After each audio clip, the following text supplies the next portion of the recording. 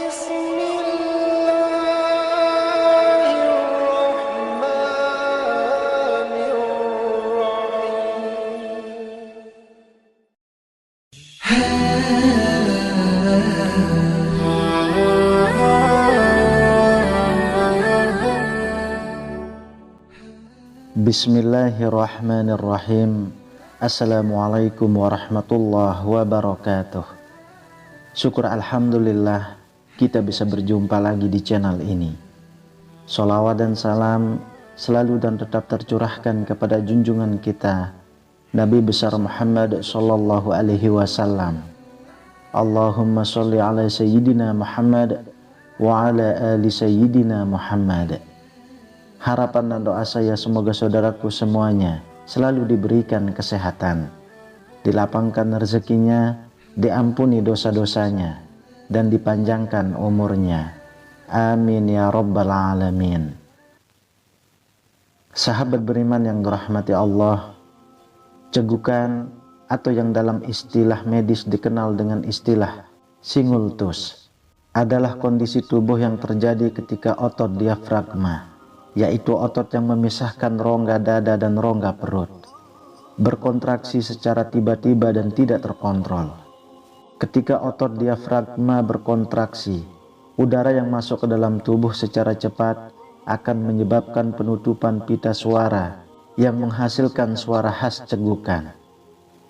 Meskipun cegukan adalah kondisi yang seringkali tidak berbahaya dan hanya berlangsung sebentar, dalam perspektif Islam, segala sesuatu yang terjadi pada tubuh manusia tidaklah tanpa sebab dan selalu memiliki makna atau hikmah tertentu, baik itu sebagai ujian, peringatan, atau bahkan rahmat dari Allah. Menurut Islam, segala kejadian yang dialami manusia, termasuk cegukan, adalah bagian dari takdir dan kehendak Allah yang Maha Kuasa. Islam mengajarkan bahwa setiap peristiwa yang terjadi pada diri kita seharusnya menjadi pengingat untuk merenung, memperbaiki diri, dan mendekatkan diri kepada Allah. Dalam hal ini, cegukan yang tiba-tiba bisa dianggap sebagai suatu tanda dari Allah yang mengandung pesan tertentu. Berikut 10 tanda-tanda dari Allah jika seseorang tiba-tiba mengalami cegukan. Yang pertama adalah peringatan untuk merenung dan berzikir kepada Allah. Cegukan yang datang tiba-tiba seringkali bisa dianggap sebagai peringatan dari Allah agar kita tidak melupakannya. Dalam kesibukan duniawi, kita terkadang terlena dengan urusan dunia dan melupakan kewajiban kita untuk senantiasa mengingat Allah. Cegukan yang terjadi bisa jadi merupakan cara Allah untuk mengingatkan kita untuk berzikir dan selalu mendekatkan diri kepadanya. Meskipun terasa gangguan fisik yang sederhana, namun kejadian tersebut bisa menjadi pengingat bahwa hidup kita hanya sementara dan kita perlu kembali kepada Allah melalui doa dan zikir. Rasulullah Shallallahu Alaihi Wasallam bersabda, sesungguhnya Allah tidak menimpakan suatu musibah kepada seorang hamba kecuali agar hamba tersebut ingat kepadanya. Hadis riwayat Tirmizi. Hadis ini mengajarkan kita bahwa segala peristiwa, bahkan yang kecil sekalipun seperti cegukan, bisa menjadi cara Allah untuk mengingatkan kita agar tidak lupa kepadanya. Lalu yang kedua, menghindari sikap sombong dan takabur. Cegukan juga bisa dianggap sebagai peringatan agar kita menghindari sikap sombong dan takabur. Terkadang kita bisa merasa terlalu yakin atau merasa lebih baik dari orang lain, baik dalam aspek materi, status sosial, atau ilmu pengetahuan. Cegukan yang datang secara tiba-tiba dan tidak terduga adalah cara Allah untuk mengingatkan kita bahwa betapa rapuh dan lemah tubuh kita. Segala sesuatu yang kita miliki adalah pemberian dari Allah dan bisa diambil kapan saja. Rasulullah Shallallahu Alaihi Wasallam bersabda, barang siapa yang sombong, maka Allah akan menurunkan kehinaan kepadanya. Hadis riwayat Muslim. Hadis ini mengajarkan bahwa kesombongan akan mendatangkan kehinaan, dan cegukan bisa menjadi tanda agar kita senantiasa menjaga kerendahan hati dan tidak merasa lebih unggul dari orang lain. Yang ketiga, tanda kecintaan Allah untuk menguji ketabahan. Cegukan bisa menjadi ujian dari Allah untuk menguji ketabahan kita. Ketika seseorang mengalami cegukan yang cukup lama atau berulang kali, hal ini bisa menguji kesabaran dan ketahanan fisik seseorang.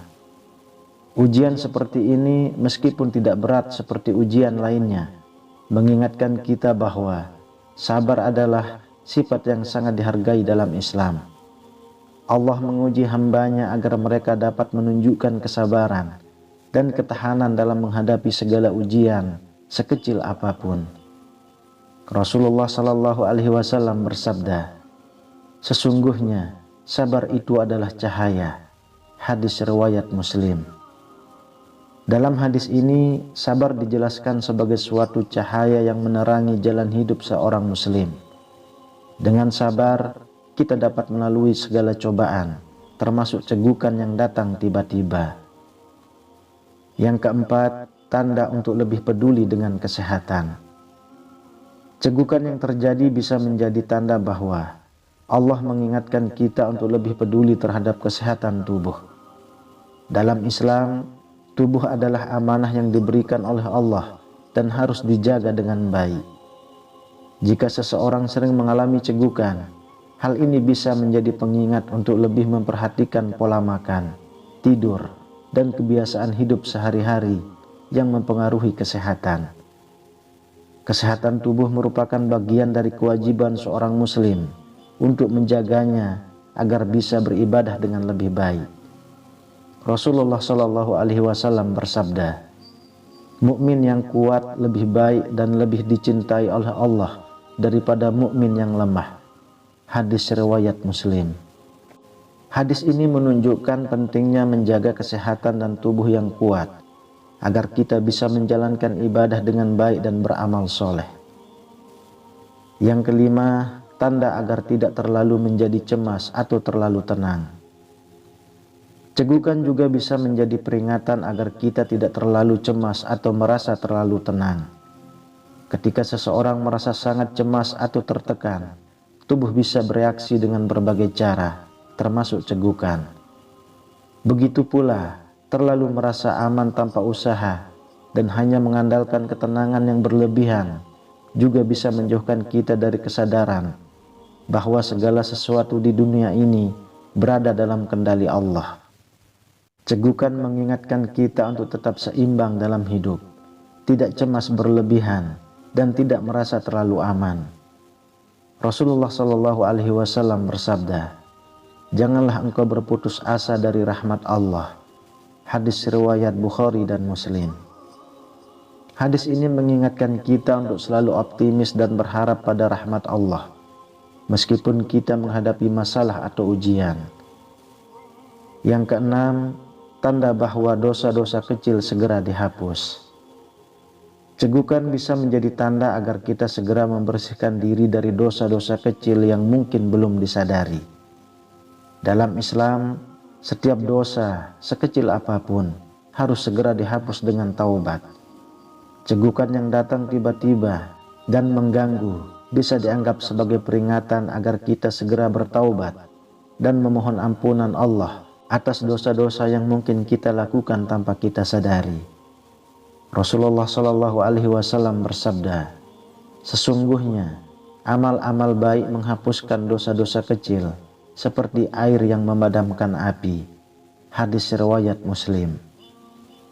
Dalam hadis ini, amal baik yang dilakukan dengan ikhlas akan membersihkan diri dari dosa, dan cegukan bisa menjadi pengingat agar kita senantiasa memperbanyak amal baik dan taubat. Yang ketujuh, tanda agar tidak lupa bersyukur. Cegukan juga bisa menjadi cara Allah untuk mengingatkan kita untuk bersyukur atas nikmat-Nya. Meskipun cegukan terasa mengganggu, itu bisa menjadi kesempatan untuk bersyukur atas kesehatan tubuh yang kita miliki. Allah mengingatkan kita untuk tidak melupakan nikmat-Nya dalam setiap keadaan, termasuk dalam kondisi yang terlihat sederhana seperti cegukan. Rasulullah Shallallahu Alaihi Wasallam bersabda, barang siapa yang tidak bersyukur kepada manusia, dia juga tidak bersyukur kepada Allah. Hadis riwayat Abu Daud. Hadis ini mengajarkan bahwa rasa syukur kepada Allah juga harus tercermin dalam sikap kita terhadap sesama. Yang kedelapan, menghindari kebiasaan buruk yang bisa mempengaruhi tubuh. Cegukan yang datang secara tiba-tiba bisa menjadi pengingat untuk menghindari kebiasaan buruk yang dapat merusak tubuh. Misalnya, makan terlalu cepat atau makan makanan yang tidak sehat. Dalam Islam, menjaga kebiasaan makan dan hidup sehat adalah bagian dari menjaga amanah tubuh. Cegukan bisa menjadi cara Allah untuk memperingatkan kita agar memperbaiki pola hidup kita. Rasulullah Shallallahu Alaihi Wasallam bersabda, makan dan minumlah, tetapi jangan berlebihan. Hadis riwayat Bukhari. Hadis ini mengingatkan kita untuk makan dengan cara yang benar dan tidak berlebihan, agar tubuh tetap sehat dan terhindar dari gangguan seperti cegukan.